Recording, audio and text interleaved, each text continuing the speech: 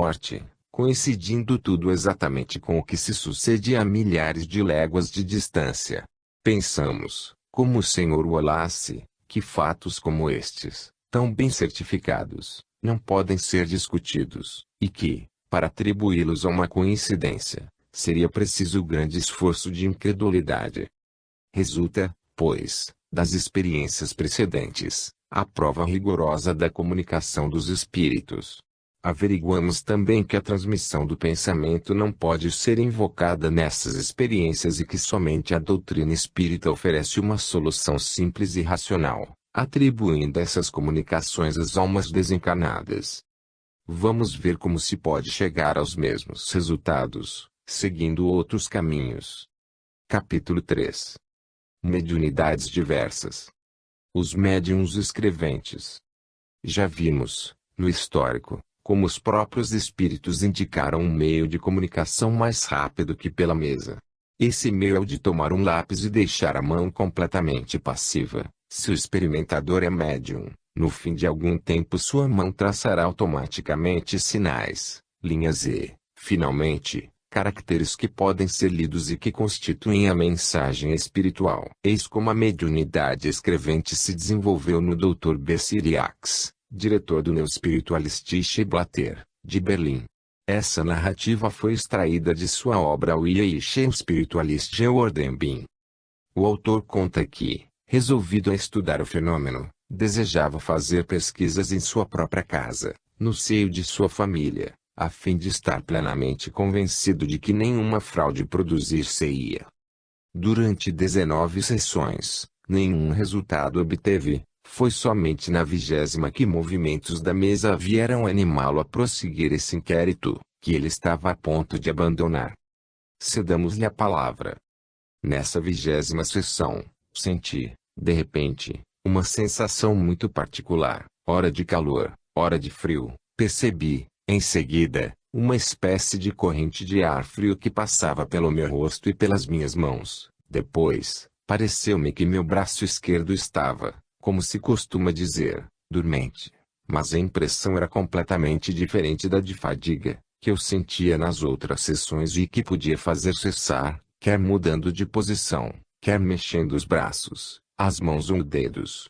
Nessa ocasião, meu braço estava, por assim dizer, paralisado e minha vontade era impotente para fazê-lo mover, e muito menos aos meus dedos. Tive, em seguida, o sentimento de que alguém punha meu braço em movimento, e tal foi a rapidez com que ele se agitou que não consegui retê-lo. Como esses movimentos eram análogos aos que fazemos para escrever, minha esposa foi buscar papel e um lápis e colocou-os na mesa. De um salto, minha mão esquerda apodera-se do lápis e, durante alguns minutos, traça sinais no ar com incrível rapidez, de sorte que meus dois vizinhos eram forçados a inclinar-se para trás a fim de não serem atingidos. Após isso, minha mão abaixa-se bruscamente para o papel, fere-o violentamente, e quebra a ponta do lápis. Nesse momento, com a mão repousada docemente na mesa, compreendi perfeitamente que a minha vontade tinha sido inteiramente neutra nos movimentos executados. Compreendi também que eu não a dominava na fase atual de repouso. O fato é que não pude reter meus gestos e que, no momento do repouso, não me foi possível mover o braço, que estava insensível e como se não me pertencesse. Logo que o lápis, aparado de novo, foi posto outra vez ao meu alcance, minha mão tomou e começou a estragar algumas folhas de papel, cobrindo-os de traços grossos e de rasgões. Depois acalmou-se e, com profundo espanto nosso, pôs-se a fazer exercícios de escrita, tais como costumam fazer as crianças. Primeiro traços, pauzinhos, depois N, M, A, C, etc., e finalmente o, sobre o qual fiquei muito tempo, até que a força que animava o meu braço conseguiu fazê-lo mover em círculo, sempre o mesmo, com grande rapidez. Depois disso, a força, como que exausta, deixou de agitar-me o braço. Senti uma nova corrente de ar frio passar através e sobre minha mão e, em pouco tempo, toda a fadiga e toda a dor havia desaparecido. A calma restabeleceu-se e levantamos a sessão. felizes por havermos verificado a manifestação de uma força independente da nossa própria vontade, e a qual nos era impossível resistir. Que essa força fosse magnética ou espírita, ou tivesse origem na atividade inconsciente do cérebro, eis uma questão reservada para outra ocasião. Embora fosse medíocre o resultado obtido, não ficamos tranquilos enquanto não tentamos outras experiências. No dia seguinte, à noite, empenhemo-nos outra vez na questão. Desta vez, a espera não foi longa. Apenas tinham decorrido 5 minutos, já eu sentia ar frio, e a mesma sensação era experimentada pelos meus companheiros. Em seguida, sobrevieram os movimentos bruscos e, muitas vezes, dolorosos da mão esquerda, que batia, sem interrupção, durante alguns minutos, na superfície da mesa, com pancadas precipitadas e com tal violência que acreditei dever estar escoriado. Surpreso, não descobri ferimento algum, e todo vestígio de dor desaparecera como por encanto. Desse dia em diante, minha mediunidade desenvolveu-se mais rapidamente e, seguindo os conselhos de meus amigos da América do Norte, a reunião era composta de 2 damas e um cavalheiro.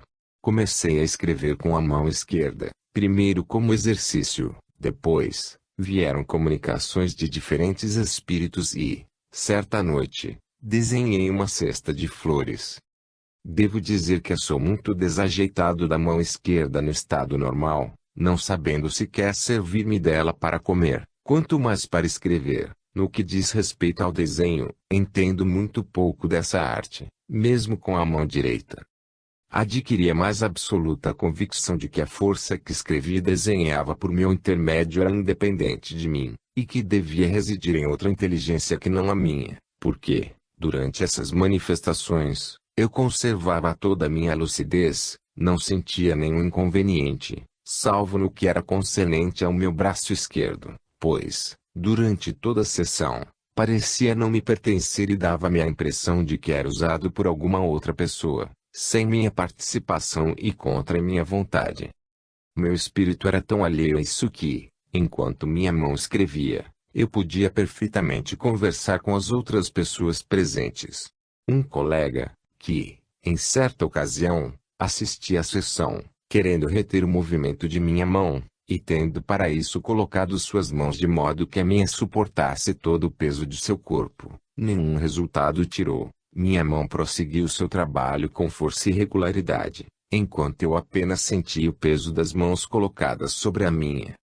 Reproduzimos inteiramente as declarações do Dr. Cyriax, por serem originais. Elas mostram bem as fases diversas pelas quais passam o maior número de experimentadores e, além de tudo, apresenta a vantagem de ser relatada por um homem competente, que só pode ser levado a acreditar nos espíritos pelos fenômenos produzidos em si próprio.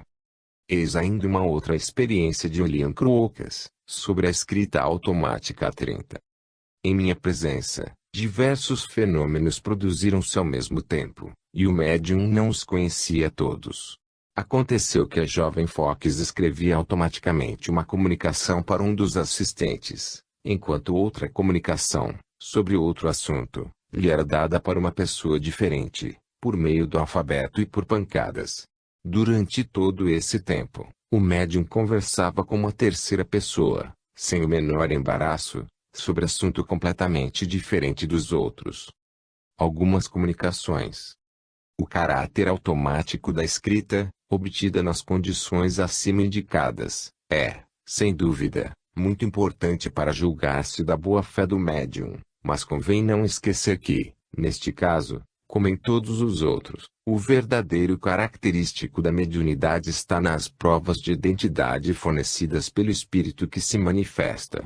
Quando esse invisível fala de acontecimentos dos quais só ele e vós tendes sido testemunhas, tereis já uma probabilidade de ser ele perfeitamente a personalidade que conhecestes na terra.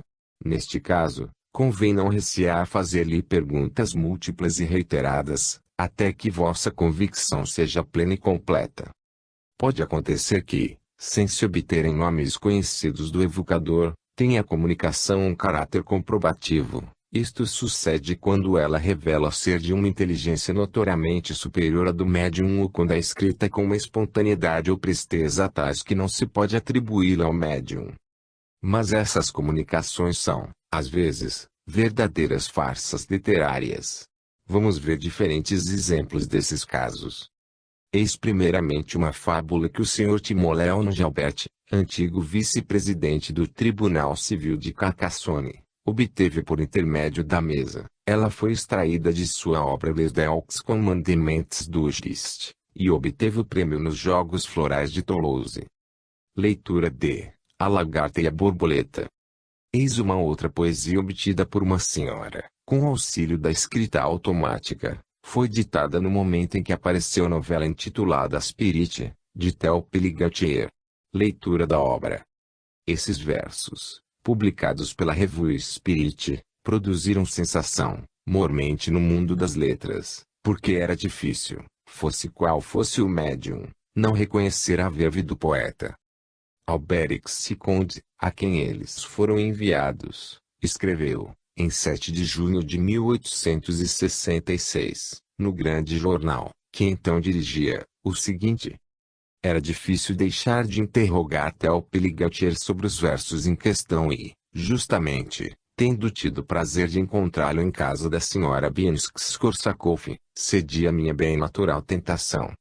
Eis sua resposta. Uma senhora que jamais fizera uma simples composição em sua vida enviou-me esses versos, que o espírito Alfred de Musset ditou por seu intermédio. Tenho lido páginas atribuídas a Balzac e à senhora de Girardin, canções atribuídas a Béranger, máximas atribuídas a Rochefoucauld que são verdadeiras aberrações.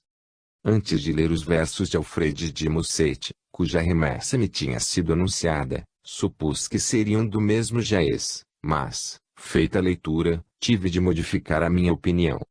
Posto de parte o autor do Spectacle dans un fauteuil, não conheço ninguém, absolutamente ninguém que seja capaz de escrever esses versos. Confesso que a origem dessa poesia é um mistério que não posso decifrar.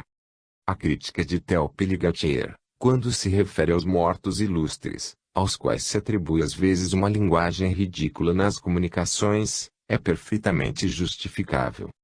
Sucede encontrarem-se, em certos grupos de investigadores pouco esclarecidos, médiuns que, com ufania, produzem elucubrações em versos de 17 pés atribuídas a Victor Hugo, sem dúvida para agradar aos decadentes, obras literárias onde Bossuet estropia a língua francesa com um impudor notável, onde Lamennais, Chateaubriand, de Maistre falam como teria podido fazer no seu porteiro de outrora, comunicações de santos, e mesmo de Jesus e da Virgem Maria, que, com uma ênfase grotesca, prodigalizam conselhos morais de uma banalidade incoerente.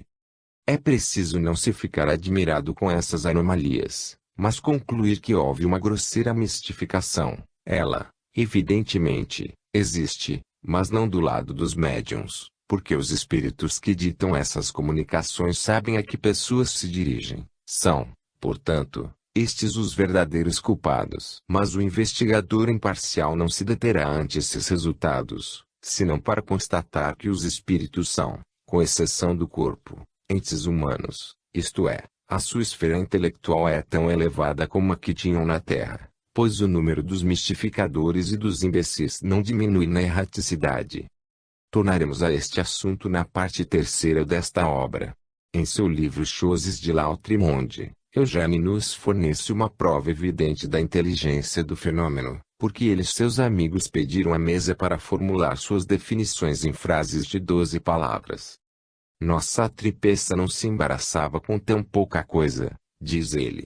Desafio todas as academias literárias a formularem rapidamente, instantaneamente, sem preparativo e sem reflexão alguma, definições circunscritas em 12 palavras, tão completas e, muitas vezes, tão elegantes como as improvisadas pela nossa mesa, a qual, no máximo, concedíamos, e a muito custo, a faculdade de formar uma palavra composta por meio de um traço de união.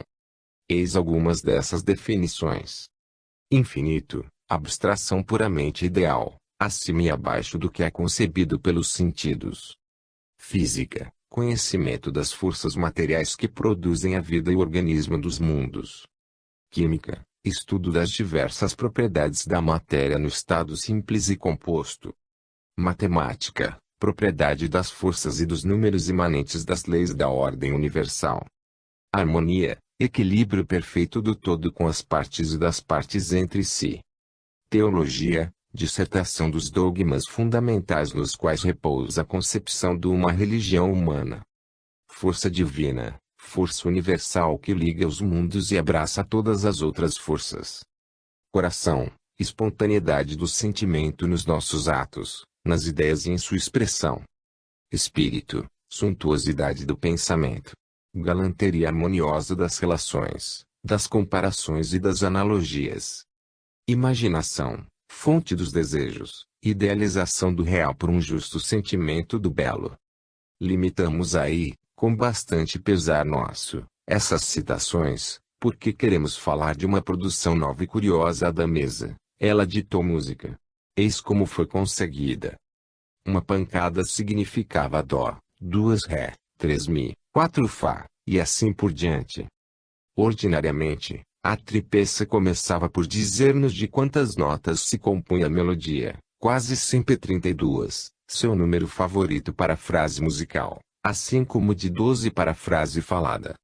Preenchida essa formalidade, ela ditava consecutivamente as notas, que escrevíamos em cifras. Depois, dividia os compassos, designando, uma após outra, a quantidade de notas que cada compasso devia conter. Feito isto, dava-nos o valor da semibreve, da colcheia e, sucessivamente, o valor de cada nota que indicava, marcando o compasso com o pé da tripeça sobre o soalho.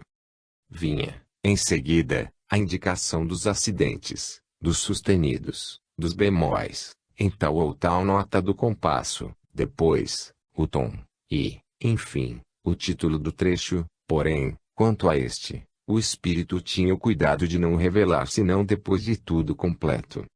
Fim do ditado, Bureal executava a melodia em um órgão que tínhamos alugado para esse fim.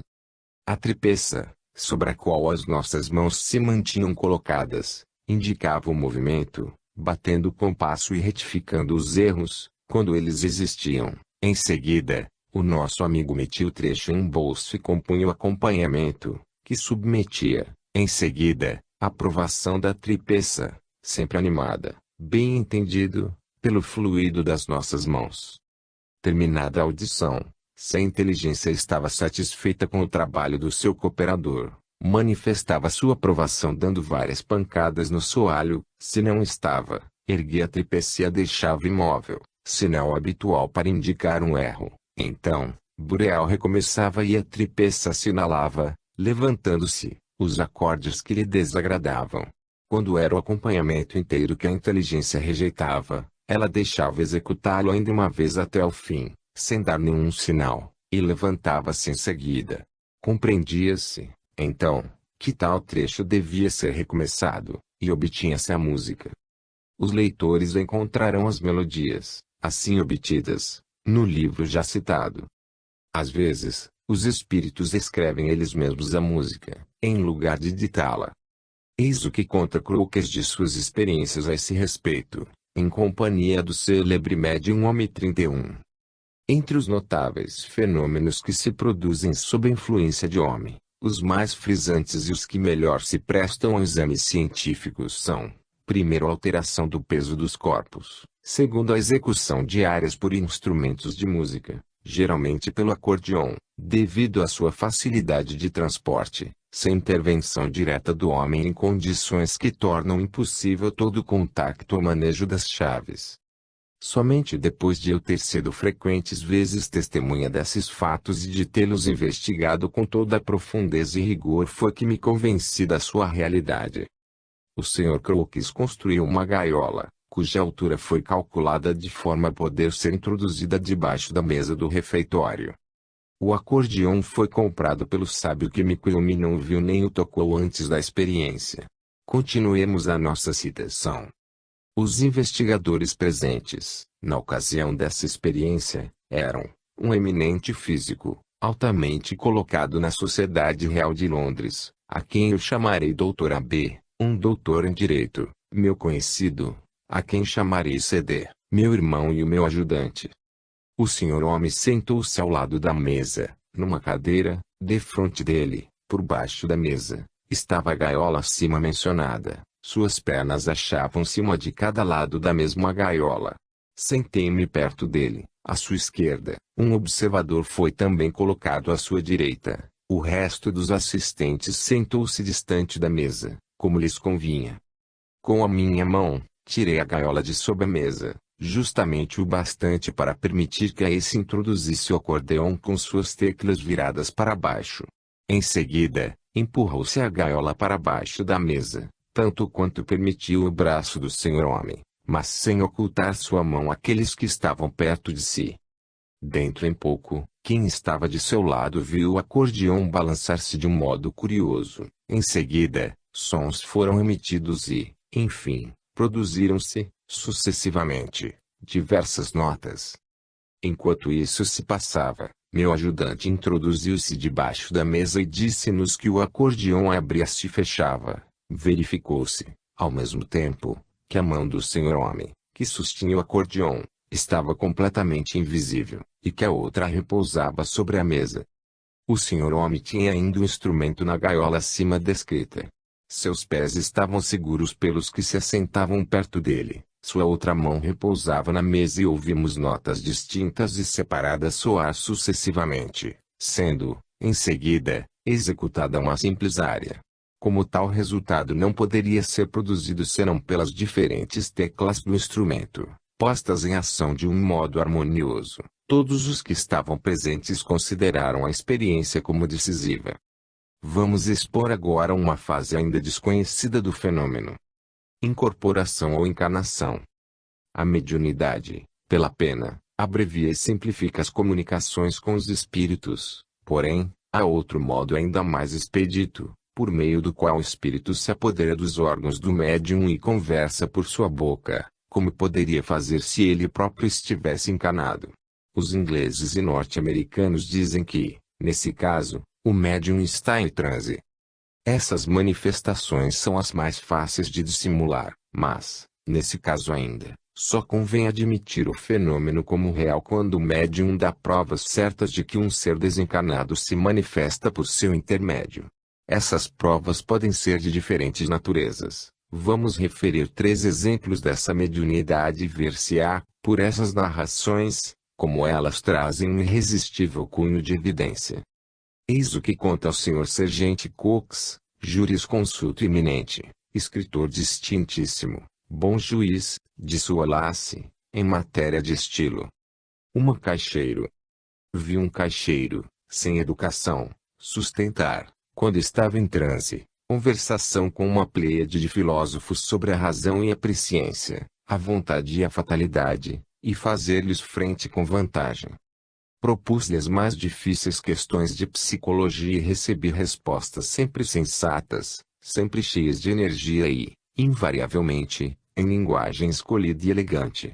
Entretanto, um quarto de hora depois, quando ele ficou em seu estado normal, era incapaz de responder às mais simples questões sobre assunto filosófico, e sempre costumava procurar muito para encontrar uma linguagem suficiente a fim de explicar as ideias mais vulgares.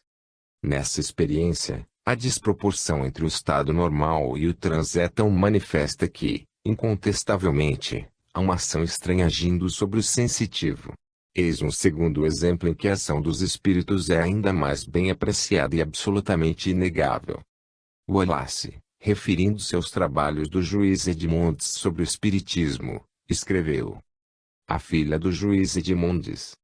Temos ainda a acrescentar um relatório que será, talvez, para muitas pessoas a prova mais convincente de todas as experiências desse magistrado. Sua própria filha tornou-se médium e pôs-se a falar línguas estrangeiras que lhe eram totalmente desconhecidas. Ele exprime-se do seguinte modo sobre o assunto. Ela não dominava outro idioma além do seu, salvo ligeiro conhecimento de francês, aprendido na escola.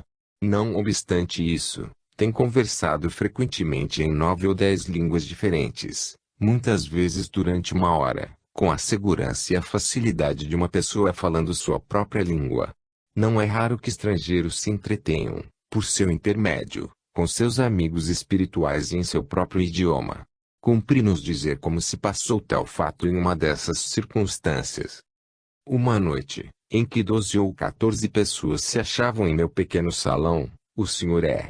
D. Green, artista desta cidade, foi introduzido em companhia de um cavalheiro que se apresentou como sendo Evangelides, natural da Grécia. Pouco depois, um espírito falou-lhe em língua inglesa, por intermédio de Laura, e tantas coisas lhe disse que ele reconheceu estar por seu intermédio em relação com um amigo que falecera em sua casa, alguns anos antes, mas de quem ninguém tinha ouvido falar. Nessa ocasião, por intermédio de Laura, o espírito disse algumas palavras e pronunciou diversas máximas gregas, até que, enfim, o Senhor lhe perguntou se ele poderia ser compreendido quando falasse grego. O resto da conversação foi, durante mais de uma hora, da parte do Senhor e, inteiramente em língua grega. Laura também falava em grego e, algumas vezes, em inglês. Em certos momentos, Laura não compreendia a ideia sobre a qual ela ou o Sr. Gélides falavam, mas, em outras ocasiões, a compreendia, posto que falasse em grego e ela própria se servisse de termos gregos. Vários outros casos são conhecidos e está averiguado que essa jovem tem falado as línguas espanhola, francesa, grega, italiana, portuguesa, latina, húngara, hindu, assim como outras que eram desconhecidas de todas as pessoas presentes.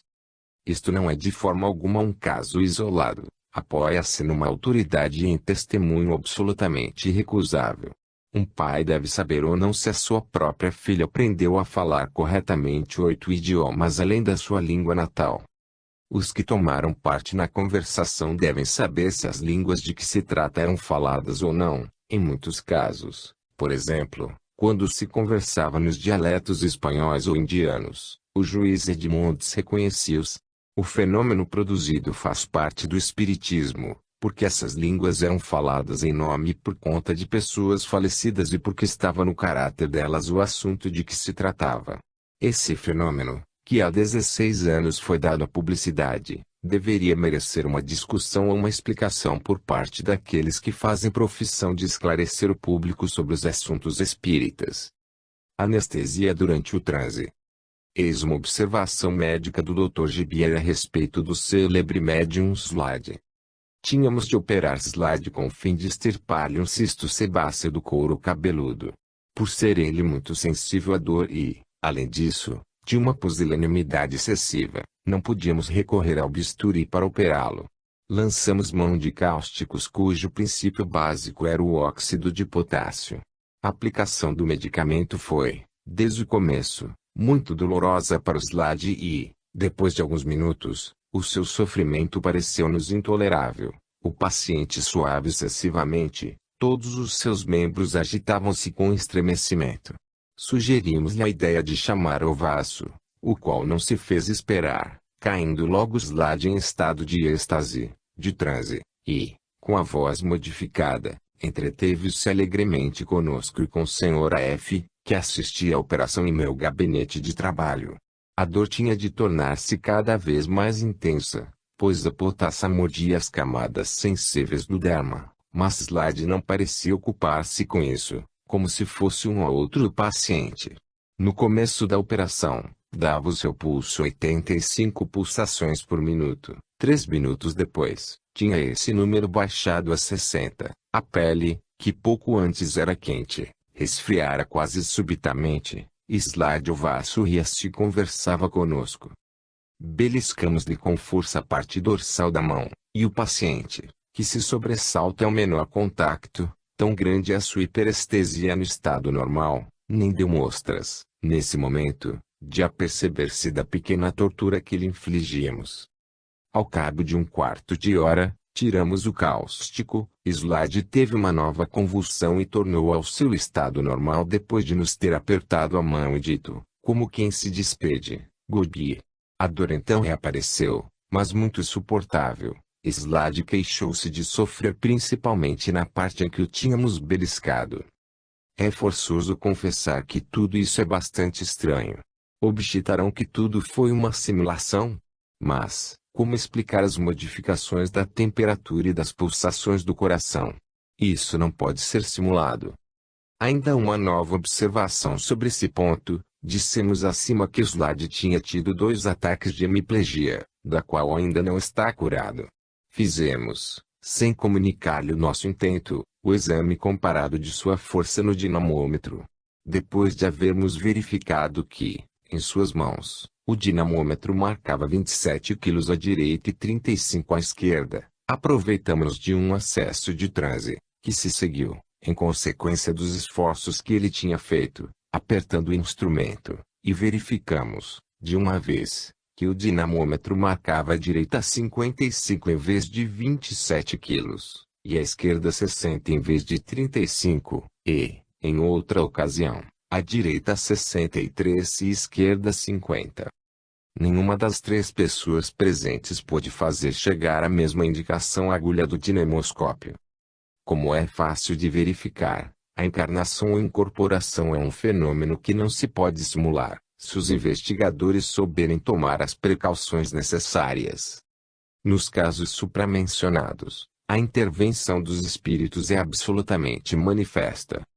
As objeções. Depois de havermos mostrado que os espíritos dão, muitas vezes, ensinamentos ignorados por qualquer dos assistentes, mas, em seguida, reconhecidos como escrupulosamente exatos, o leitor talvez julgue que nada se pode objetar a esse fenômeno.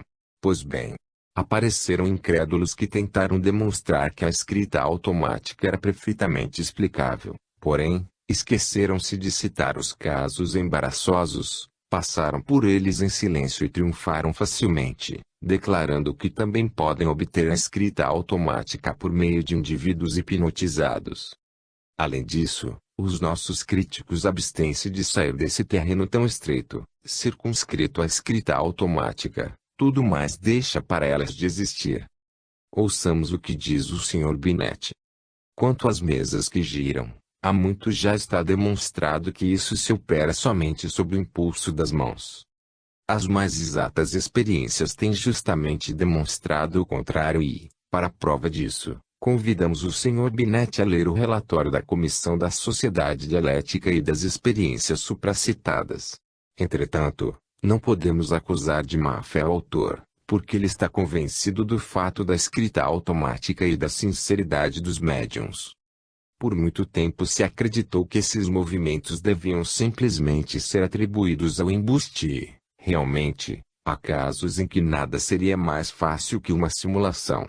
Fazendo ligeira pressão sobre uma mesa, o pé desta poderá levantar-se e, assim, um médium escreverá perfeitamente, afirmando que não sabe o que fez.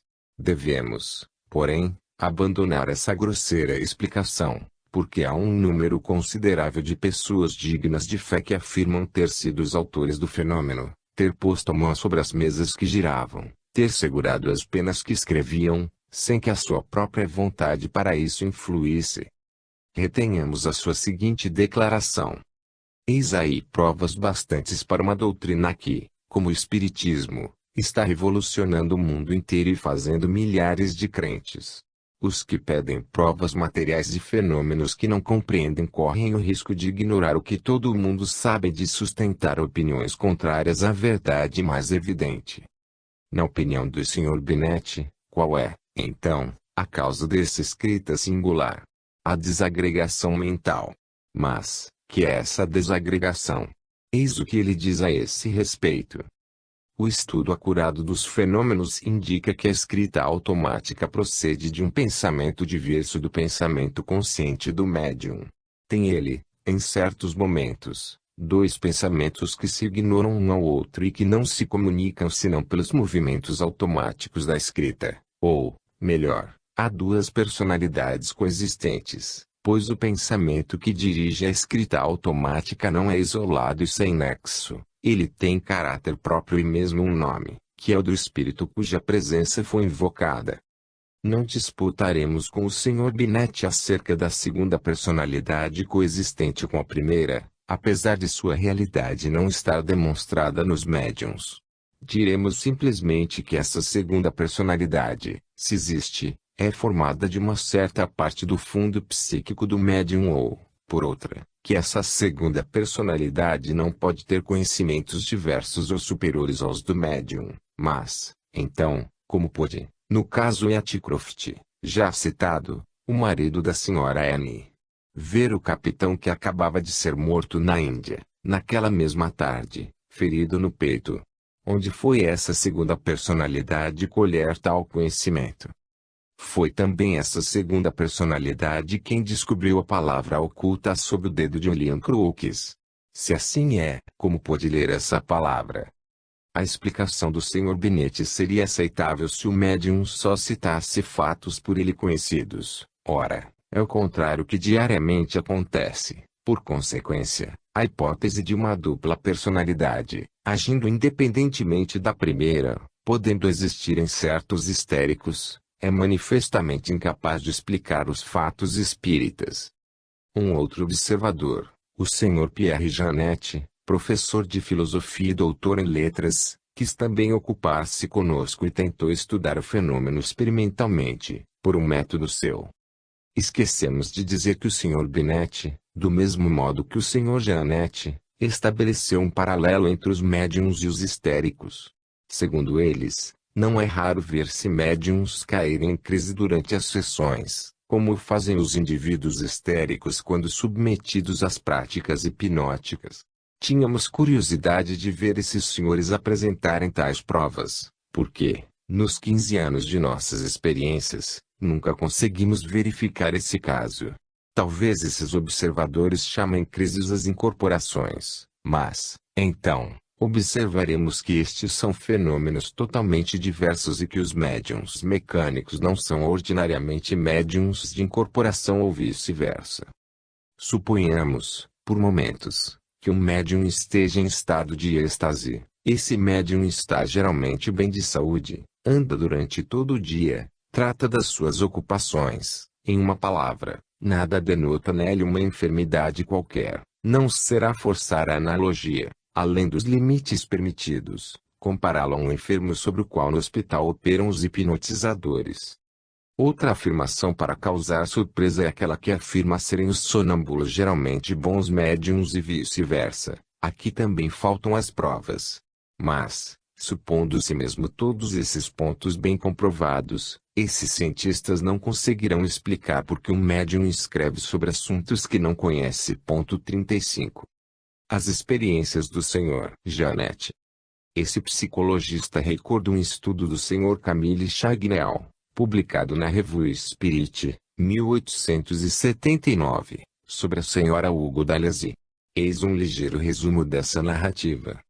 A Sra. Dalhousie é médium escrevente mecânica, e por sua pena manifestam-se diferentes personalidades que se fazem conhecer com os nomes de Felipe, Gustavo, Eliane, etc. Essas personagens são reconhecidas não só por suas assinaturas, como também por conservarem sempre seus estilos particulares. Apenas a médium adormece magneticamente, as mesmas personalidades manifestam-se e, então, pode-se conversar com Felipe, Gustavo, Eliane, etc., conservando cada manifestante o seu caráter, seja quando escreve, seja quando conversa.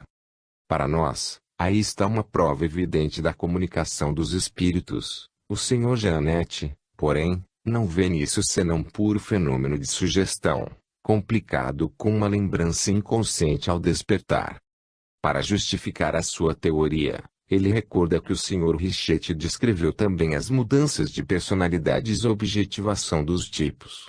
Disseram a uma mulher adormecida: "Sois um general." Imediatamente ela toma uma atitude marcial, dá ordens, passa em revista, etc. Disseram-lhe, depois, que ela era um sacerdote.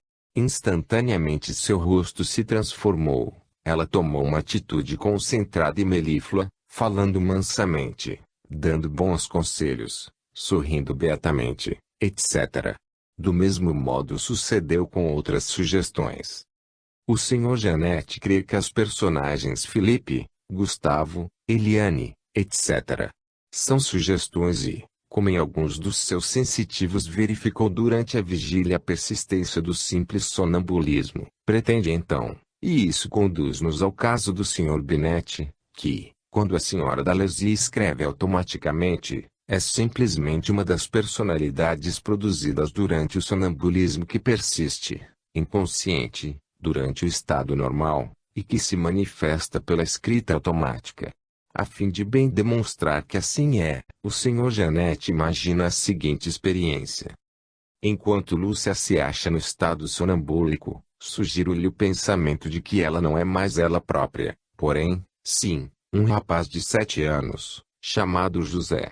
Sem desfazer a alucinação, desperto-a bruscamente, e ela sem se lembrar de coisa alguma, parecendo achar-se em seu estado normal. Algum tempo depois, entrego-lhe um lápis e procuro distrá-la falando-lhe de outras coisas. Sua mão escreve lenta e penosamente, sem que ela se aperceba disso, e, quando lhe tomei o papel, nele li a seguinte carta: Caro avô, hoje, no dia de ano bom, desejo que gozes de perfeita saúde e te prometo ter muito juízo. Teu neto, José.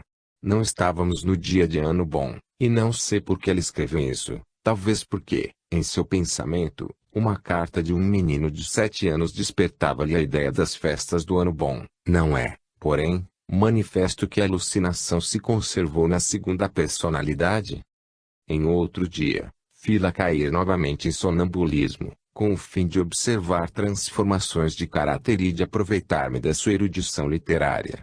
Transformei-a na Agnès, de Molière, e fiz com que ela representasse o papel da ingênua. Pedi-lhe, então, que escrevesse uma carta sobre um assunto por mim indicado, mas, antes que começasse, despertei-a.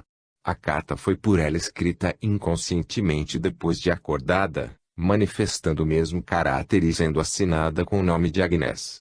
Ainda um exemplo, transformei-a, desta vez, em Napoleão, e em seguida, despertei-a. A mão escreveu depois, automaticamente, uma ordem a um general qualquer para dispor as tropas para uma grande batalha e assinou, com grandes rabiscos, Napoleão. Pergunto ainda, que diferença existe entre a história da senhora Hugo Dalhousie e a de Lúcia? Até que me provem o contrário, estou disposto a crer que os dois fenômenos são absolutamente idênticos e que, por consequência, devem ser explicados do mesmo modo pela desagregação da percepção pessoal e pela formação de várias personalidades que ora se sucedem e ora se desenvolvem simultaneamente. Para responder à interrogação do Sr. Jeanette, diremos: a vossa experiência em nada se assemelha à experiência espírita supracitada, eis porque.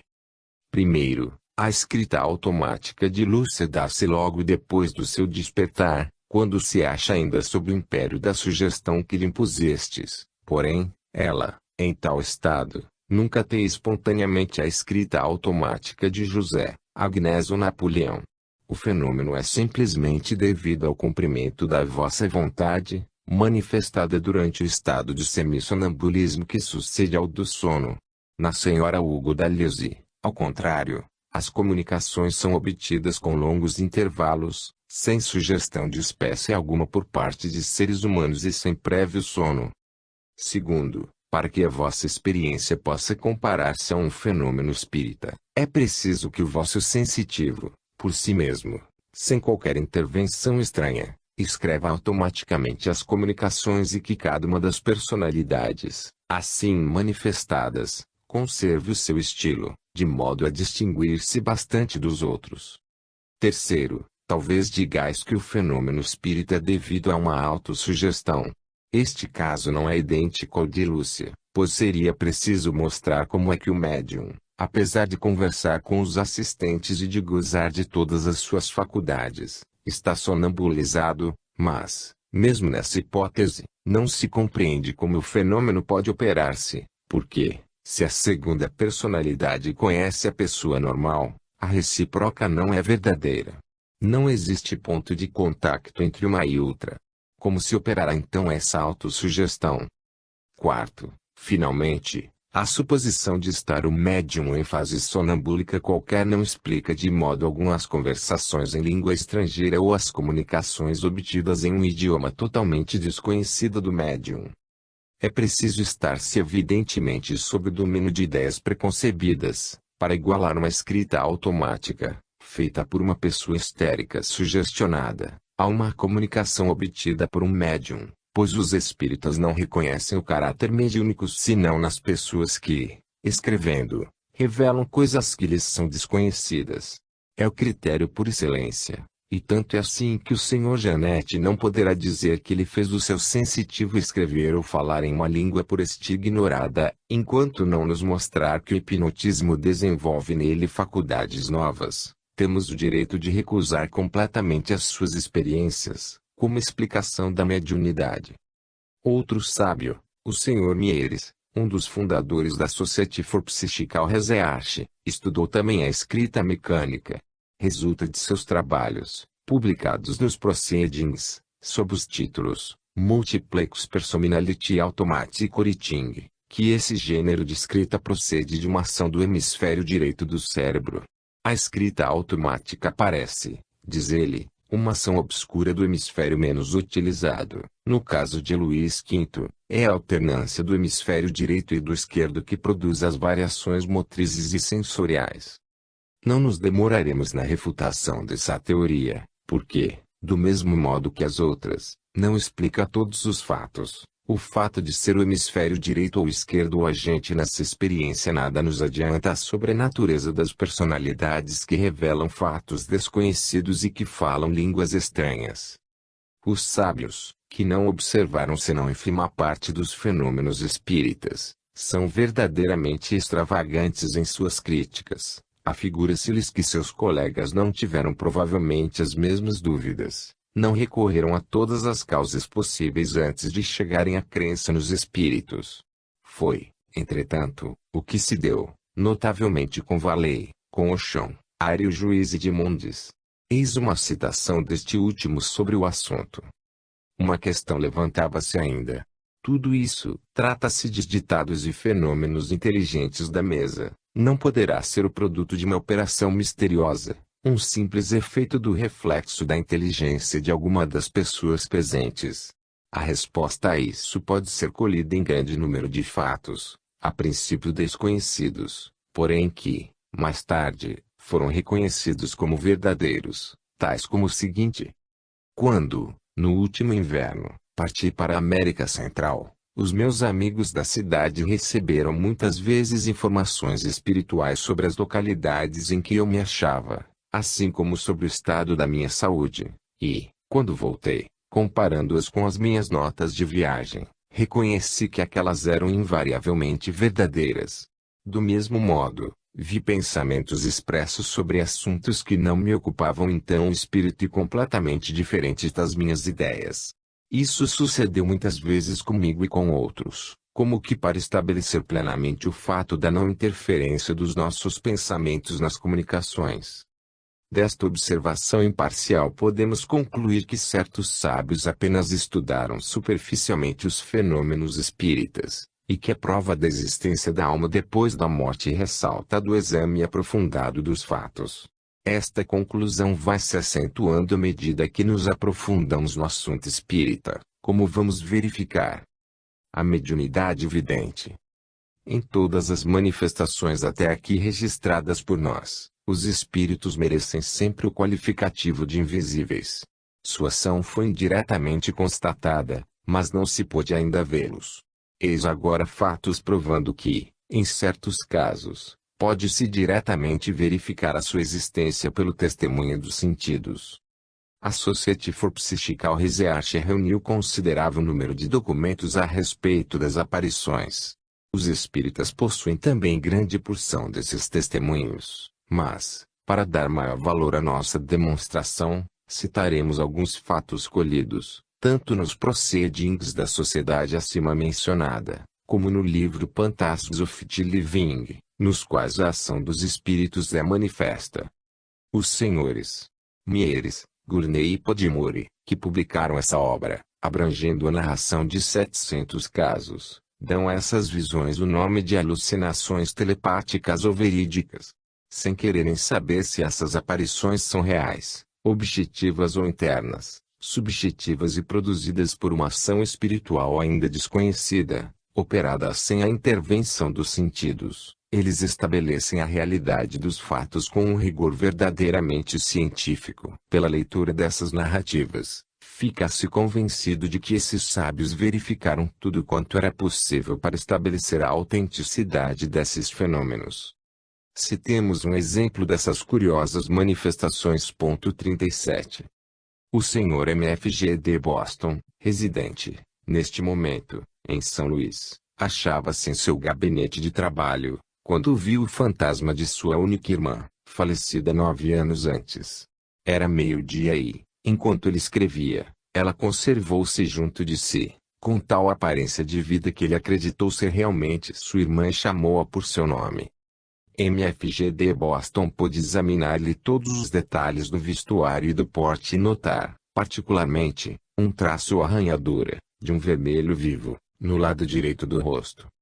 Essa visão impressionou tanto que ele tomou o primeiro trem para ir ver seus pais e contar-lhes o que havia visto.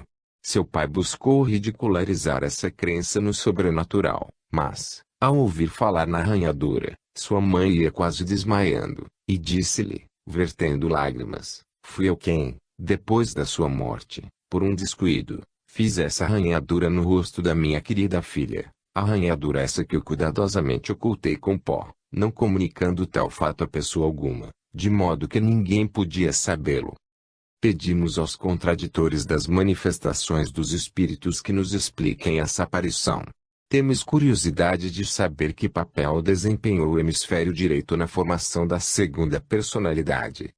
Poderíamos ainda citar vários casos, mas os leitores poderão recorrer à tradução francesa dos Fantasmes of the Living, publicada sob o título Les Hallucinations Télépathiques. A mediunidade auditiva.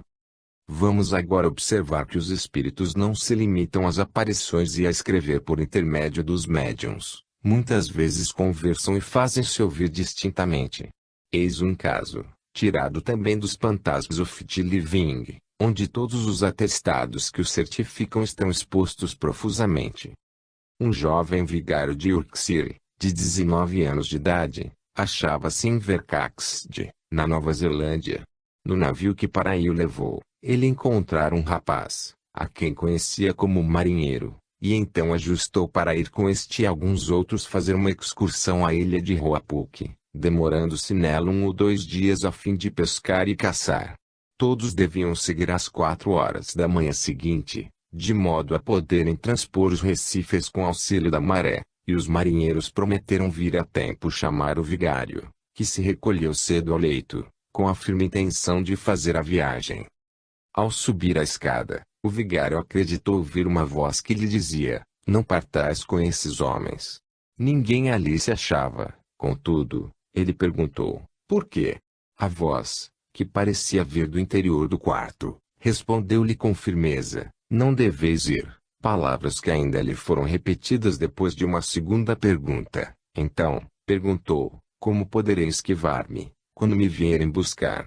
Distintamente, e ainda com mais força, a voz respondeu: feche a porta à chave. Chegando a seu quarto, descobriu que a porta tinha uma forte fechadura, que não se recordava de haver visto anteriormente. Ainda que resolvida a fazer a sua excursão, era seu hábito entregar-se ao acaso. Sentiu-se abalado com o pressentimento de um perigo misterioso, e, depois de muitas hesitações, fechou a porta com a chave e foi deitar-se. No dia seguinte, às 3 horas, a porta foi violentamente abalada a pontapés. Apesar de estar acordado, ele não disse palavra e, afinal, sentiu que os marinheiros retiraram-se enraivecidos e praguejando. Às 9 horas da manhã, levantando-se para almoçar, o hoteleiro perguntou ao vigário se sabia o que acabava de suceder. Contou-lhe que o barco que partira para Hoapuk tinha sossobrado de encontro aos recifes, afogando-se todos os passageiros. Alguns dos cadáveres foram lançados à praia no mesmo dia e os outros nos 2 dias seguintes. O narrador termina assim: se eu tivesse ido com eles, desprezando o aviso que recebera, sem dúvida alguma teria perecido com os meus companheiros de caça e pesca. Não se acredite que isso seja um exemplo isolado. Poderíamos citar muitos outros igualmente notáveis, mas os estreitos limites desta obra forçam-nos a dizer aos leitores que recorram ao Phantasms of the Living, ao Proceedings da Society for Psychical Research e às obras espíritas, que os apresentam em grande número. 38. A escrita direta ou psicografia. Se os espíritas tivessem o poder de inventar demonstrações para uso dos incrédulos, naturalmente não teriam imaginado provas tão concludentes como as que os próprios espíritos forneceram. Vejamos, com efeito, como se responde imediatamente à crítica por fatos que derrocam as teorias laboriosamente arquitetadas pelos sábios. Aos movimentos nascentes e inconscientes a mesa opõe a levitação sem contacto. A teoria da transmissão do pensamento fica aniquilada pela revelação de fatos a princípio desconhecidos de todos os assistentes, porém cuja realidade se verifica em seguida. O segunda personalidade dos histéricos contrapõe-se fenômenos em língua estrangeira. Entretanto, vamos observar uma variante da escrita automática, mas desta vez feita diretamente pelos espíritos. Essa ausência de intervenção humana atira para muito longe, ao campo das hipóteses improváveis, as teorias do hemisfério direito e da multiplex personality do Sr. Mieres, assim como as das personalidades histéricas elaboradas pelos doutos senhores Jonet e Binet. Já o dissemos, o barão de Gudenstubert foi o primeiro que obteve, na França, a escrita direta. Eis como ele relata o fato 39.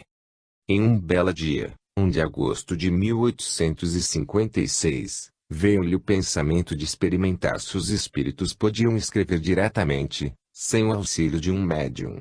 Conhecendo a escrita direta misteriosa do Decálogo, segundo Moisés, a escrita igualmente direta e misteriosa na sala do festim do rei Baltazar, segundo Daniel, e tendo também ouvido falar dos mistérios modernos de Strafford, na América, onde se acharam certos caracteres ilegíveis e estranhos traçados num pedaço de papel e que não pareciam provir dos médiuns, o autor quis certificar-se da realidade de um fenômeno cujo alcance seria imenso, se fosse verdadeiro.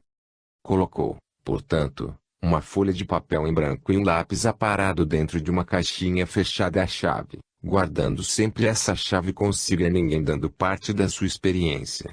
Durante 12 dias esperou inutilmente, sem observar o menor traço de lápis no papel, mas, a 13 de agosto de 1856, o seu espanto foi grande quando notou certos caracteres misteriosos no papel. Apenas sucedeu tal fato, ele repetiu por 10 vezes a experiência no mesmo dia, para sempre memorável, colocando, no fim de cada meia hora, uma nova folha de papel em branco na caixinha.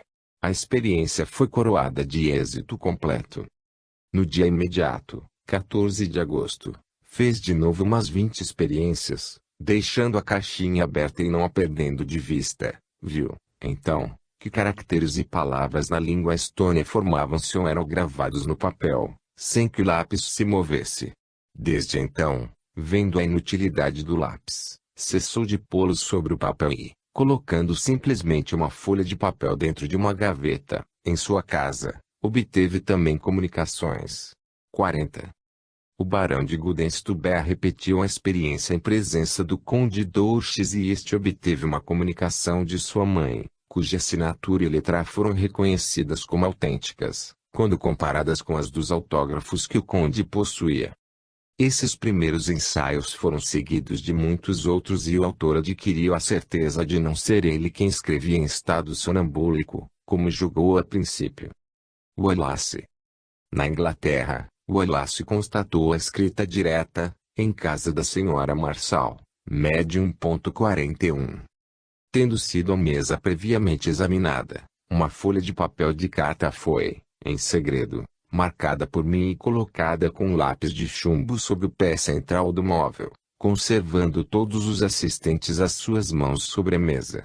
Passados alguns minutos, ouviram-se alguns ruídos e, retirado o papel, achei nele traçada, com leves caracteres, a palavra William. Em outra ocasião, Um amigo provinciano, totalmente estranho ao médium e cujo nome não tinha sido mencionado, acompanhava-me. Quando se recebeu o que foi dado como uma comunicação de seu filho, um papel foi colocado embaixo da mesa e, depois de poucos minutos, nele achamos escrito Charlotte Dodds, exatamente o seu nome. Em tal caso, é certo que não havia maquinismo algum sobre o móvel e só nos resta perguntar se era possível que a senhora Marçal tirasse as suas botinas, segurasse o papel e o lápis com os dedos do pé, escrevesse um nome que lhe era preciso